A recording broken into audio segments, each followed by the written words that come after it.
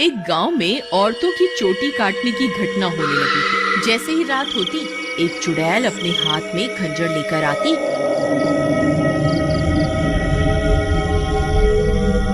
और जो भी औरत उसे सोती हुई मिलती, वह चुड़ैल उसकी चोटी काट कर वहां से चली जाती। किसी को ये समझ नहीं आ रहा था कि ऐसा क्यों हो रहा है।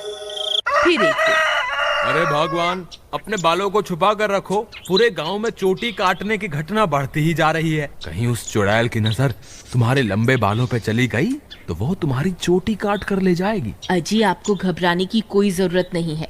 किसी चुड़ैल की इतनी हिम्मत कहाँ कि वो मेरी चोटी को हाथ भी लगा सके। अच्छा, ये बात है। जैसी तुम्हारी मर्जी। मेरा काम था तुम्हें होशियार करना। अगर चोटी कट गई तो फिर मेरे पास रोते हुए मत आना। इतना बोलकर भीमा वहां से चला जाता है। फिर रात होने पर वह चोटी काटने वाली चुड़ैल फिर से गांव में आती है। वह अपने शिकार को इधर उधर ढूंढ रही होती है। तभी उसे एक घर की खिड़की से एक औरत सोती हुई दिखाई देती है। वह चुड़ैल उस घर में घुस जाती है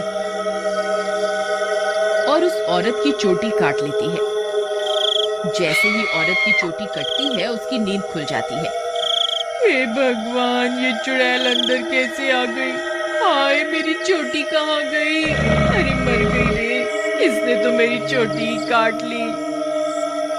तभी वह चुड़ैल उसकी चोटी को लेकर वहां से उड़ जाती है। तभी वह औरत उसका पीछा करती है, लेकिन वह चुड़ैल अंधेरे में कहीं गायब हो जाती है। तभी उसका पति भी उसके पीछे पीछे वहां आ जाता है। क्या हुआ मीना, तुम अचानक इतनी रात को यहाँ क्यों भाग कर आ गई?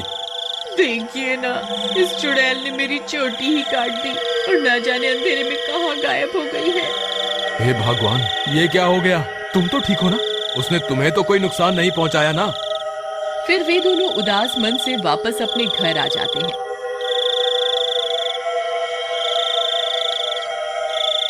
अगले दिन सुबह होने पर मीना की चोटी कटने की बात पूरे गांव में फैल जाती है। सब लोग उस चुड़ैल के बारे में बातें कर रहे होते हैं। फिर भीमा को अपनी पत्नी की फिक्र होती है, तो वह अपने घर की ओर चल देता है। घर पहुंचकर वह अपनी पत्नी के कमरे में जाता है तो देखता है कि उसकी पत्नी अपने बालों को संवार रही होती है। अरे सुमन, तुम्हें पता चला? कल रात को मेरे दोस्त मोहन की पत्नी की चोटी उस चुड़ैल ने काट ली। मुझे तो तुम्हारे लिए बहुत डर लग रहा है। कहीं वो चुड़ैल यहाँ ना आ जाए।